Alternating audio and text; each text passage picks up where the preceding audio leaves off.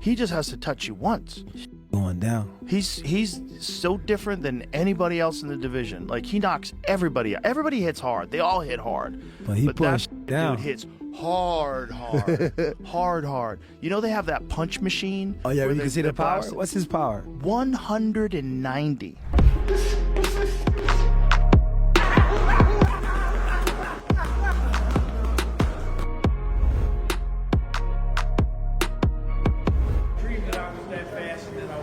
Why do you wake up? You should have kept dreaming.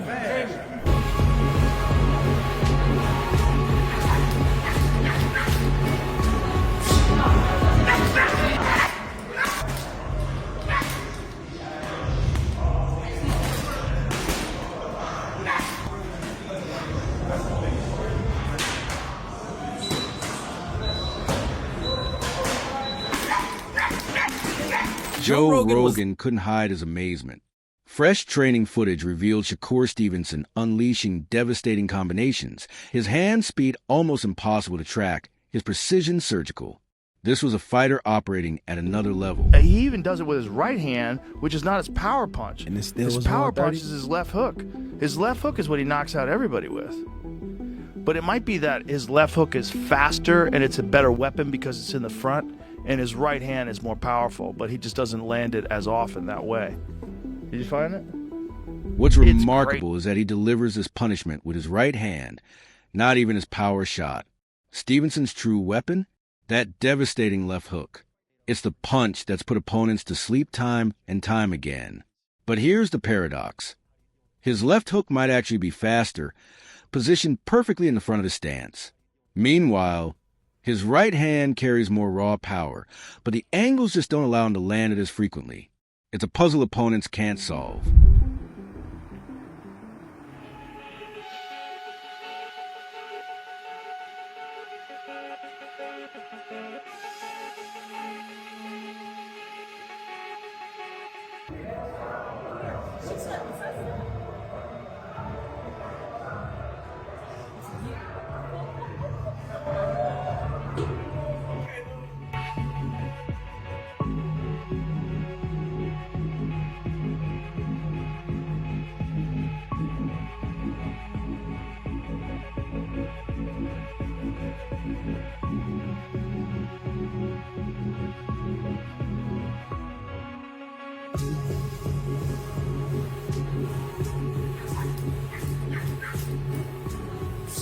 This shift in Stevenson's approach signals something bigger.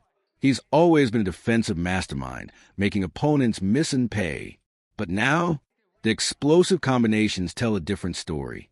We might be witnessing the evolution of Shakur Stevenson, a more aggressive, more dangerous version of an already elite fighter. That's two.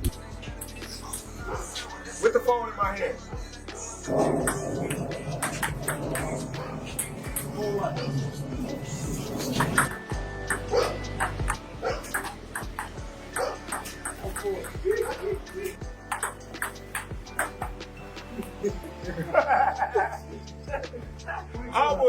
Enter Terrence Crawford, pound-for-pound great, longtime friend, and now training partner. Crawford has been in Stevenson's corner throughout this entire camp, preparing him for the Lopez showdown. The two have been spotted sparring together, drilling combinations, sharpening techniques. Stevenson is moving up to 140 pounds, and he's doing it with one of the best to ever do it by his side. First sparring day. Say he about to violate, we about to see.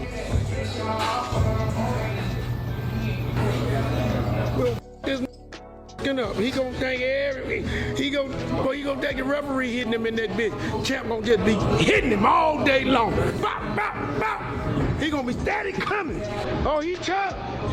But we gonna hit him with all that good shit. We gonna be ready for his ass. You need people like me.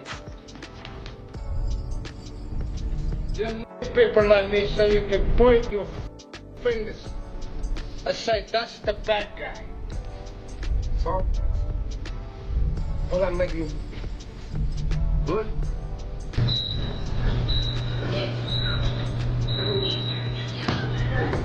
But Stevenson's preparation isn't about throwing more punches. It's about throwing smarter ones. Every shot has purpose. precision over volume, timing over chaos.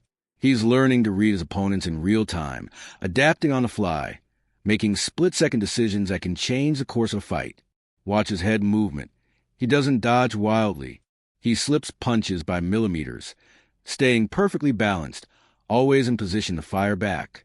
That's championship-level control. About Styles making fights, and T.O.'s style, even if he's on his front foot, he doesn't commit to a lot of punches on the front foot, but he can fight that way. Shakur almost exclusively wants to go defense to offense versus leading the exchange. So I don't know, not to say Shakur will be on the back foot the whole time. That's not necessarily how I see the fight going, but I don't know if this is going to be like a knockdown, drag him out type of thing. I think we're going to get a defensive sweet science. Stevenson fights like a chess master, timing, anticipation, lightning fast counters. Hitting him clean? Nearly impossible. Lopez brings a different energy. He's measured, methodical. He stays on the front foot, but never overcommits. Every punch is calculated. Two completely different styles. One ring. That's what makes this fight so But it's in a message to the fans, but I think it also did something for you to prove to yourself that, man, listen, that wasn't like my best performance, but I showed you I can get it out the mud. What did that performance kind of do for you now that you look back at it? Honestly, I think like styles-wise, I think that Zepeda's style is the style that's supposed to give me the most trouble.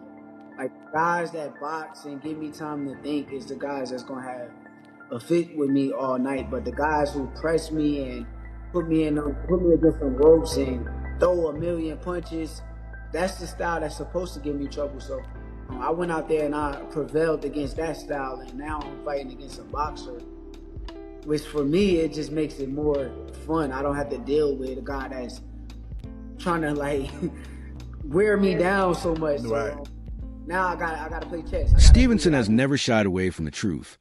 He thrives on competition. He seeks out fighters who force him to be better, who challenge his discipline, who make him adapt. It's not about comfort. It's about growth. Every time he steps through those ropes, he's testing himself.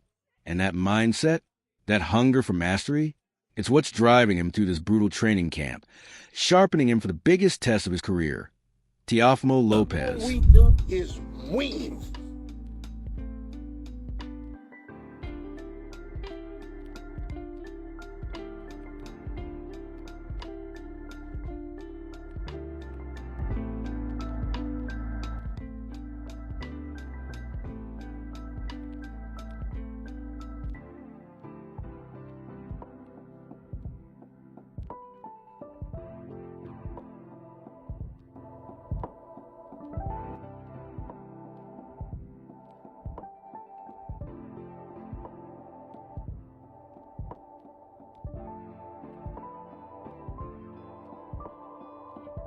Then there's his punch selection. Stevenson doesn't waste energy on wild combinations. He waits, he watches, and when the opening appears, when the percentages are in his favor, he strikes. Clean, accurate counters that disrupt rhythm, break momentum, and leave opponents frustrated and confused.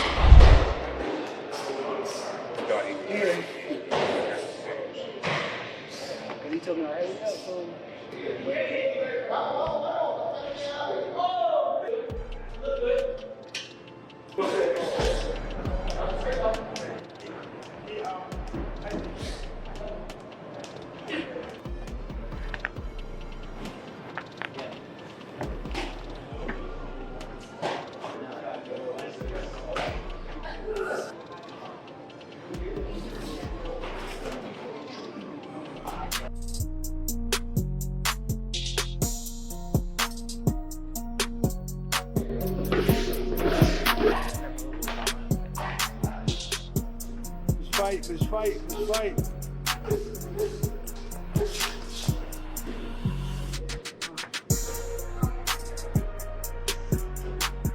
The intensity of this training camp has been relentless. Day after day, Stevenson pushes his body and mind to the absolute limit. He's adjusting to the weight gain, refining his movement, perfecting his timing to match Lopez's power and aggression. He's brought in elite sparring partners, including Terrence Crawford, to simulate the chaos he'll face on fight night. He's added strength work to put more venom behind his punches. He even skipped the holidays.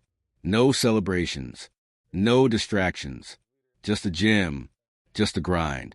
This is a champion who knows what's at stake, and he's willing to sacrifice everything to prove he belongs at the I top. don't expect him to fight the same way versus Teofimo Lopez. I really don't. And I think people are looking at the Zepeda fight and going, yeah, that's Shakur we want. And I don't want to say he's going to disappoint people, but he will not fight that way with Tio. He won't. And Tio won't fight the same way William Zepeda did. They'll both be very measured. I think it'll be a very slow-paced, low-output fight. I could be wrong. I could be wrong. I could see maybe they go to war or something, but we're talking about Styles making fights, and Tio's style, even if he's on his front foot, he doesn't commit to a lot of punches on the front foot, but he can fight that way. Shakur almost exclusively wants to go defense to offense versus leading the exchange. So I don't know. Not to say Shakur will be on the back foot the whole time. That's not necessarily how I see the fight going, but I don't know if this is going to be like a knockdown, drag him out type of thing. I think we're going to get a defensive, sweet science Stevenson display. is a defensive puzzle that opponents simply can't solve. He neutralizes game plans, forces adjustments mid-fight, and breaks fighters mentally before he breaks them physically. His timing is elite. His counters are razor-sharp. Hitting him? Good luck. Lopez, meanwhile, operates differently. He's patient, disciplined. He stays on the front foot without rushing, picking his moments with sniper-like precision. Analysts predict this won't be a brawl. It'll be a battle of wits. Strategy versus strategy. Discipline versus discipline. Ring IQ at its highest level. I heard you was the one that wanted to fight, right? Yeah. I actually set this fight up, and I honestly did it because I wanted to push myself. I know that Tio is a tremendous fighter. I know he's on an extremely high level, and I feel like, well, I know that I can beat him, but I know that this should be a tough session, so I'm ready. Who were some of the other options you had? Lamont Roach. That would have been a real good fight, man. But I mean, Tio, he's a bigger name though, so I see why you went with him. Yeah, bigger name, and also he got the more accolades. He's been undisputed before. He's done one belts at 35, one belts at 30, at 40. So he's more accomplished. So I know that would be a better name on my resume. Yeah, a lot of people saying that this is gonna be a tough fight for you. I mean, they absolutely right to have their opinion. I already know this guy's good. I done came up in the amateurs with him. Most fighters moving up in weight take tune-up fights. Not Stevenson. He skipped the warm-ups and went straight for the title. That's confidence. That's belief. He's telling the world he belongs among the elite at any weight class. Meanwhile, Lopez's recent fights at 140 have raised questions. Decision wins instead of knockouts. Dominant performances replaced by close contests. Some wonder if he's still the most feared champion in the division. But make no mistake, Lopez's resume speaks for itself. High-profile victories, championship experience. He's a dangerous, battle-tested opponent, especially for someone new to the weight class. Talking about, right? Of course, I'm talking about Shakur. $4 million. $4 million. Ooh, we didn't get into Shakur. Oh, yeah, I want to see like entertainment, and then pay the man for that entertainment. Well, I give it all different kind of traits of skills. I mean, even Andre Ward, someone that's like an analyst, like a perfectionist in boxing, like his IQ is high. He was even the commentator, like he was surprised how I did that jab where it was like a Superman punch to Josh Taylor, a guy that's undisputed and everything, and just made it look so easy. I bring so many things. I even brought a George Foreman combination now because that's everything. Everything is everything. Like I go back in time because that's where my future is at. And so like as far as like retirement and stuff, honestly, man, it's up to the network. Two fighters, two very different paths to greatness. Shakur Stevenson, undefeated at 24-0 with 11 knockouts. A multi-division world champion who's defended the WBC lightweight title with technical brilliance. His movement is poetry. His discipline is ironclad. His southpaw stance, a nightmare for anyone across the ring. Teofimo Lopez, 22-1 with 13 knockouts. The current WBO junior welterweight champion. A former unified lightweight king who's climbed the ranks with power and precision. Two elite fighters. One unforgettable clash. I think Shakur is massively underrated in terms of his achievements and his ability. Everyone in boxing knows how good Shakur is. He is, pound for pound, top 5 in terms of quality. But look at the achievements of the young man. At 28 years of age, he's already a 3-division world champion. This is to become a 4-division world champion. Quite remarkable. And Teofimo always rises to the occasion. Sometimes you see a little bit of a lackluster performance when he's not motivated, when there isn't kind of any legacy on the line. This is different. This is a sold-out Madison Square Garden between 2 of the elite fighters of our generation. And the best thing about this fight is we're seeing... For Lopez, this fight is about more than money or headlines. He believes elite fighters deserve elite pay, and a fight of this magnitude should reward both skill and entertainment. He's built his style on excitement, creativity, and variety. This isn't safe boxing. This is artistry. Analysts have been stunned by his technique, by his ability to adapt and surprise even the best opponents. He studies the old masters, blending vintage combinations with modern athleticism. For Lopez, facing Shakur isn't just another payday. It's about proving his versatility, honoring the sport's history, and cementing his place among the biggest names of his era. And Teofimo at certain spots, he's avoiding this guy, he's avoiding that guy. You can't take those shots at these 2 guys. Definitely can't now. They are stepping up, and they are taking fights that a lot of people are probably surprised they took. Now, a lot of people will say style-wise, Teddy, style-wise, is this going to be a great fight? I don't know if it will. I mean, style-wise, I could see you having a little reservations, whether or not these guys will make for dynamite, they will make, for electricity. I don't know if they will, but I'll tell you what they will make for. 2 skillful fighters, 2 talented fighters, 2 fighters that are at a high skill level that will compete. Eddie Hearn has been clear. This is exactly the kind of fight boxing needs. 2 elite fighters in their absolute prime, each bringing something completely different to the ring.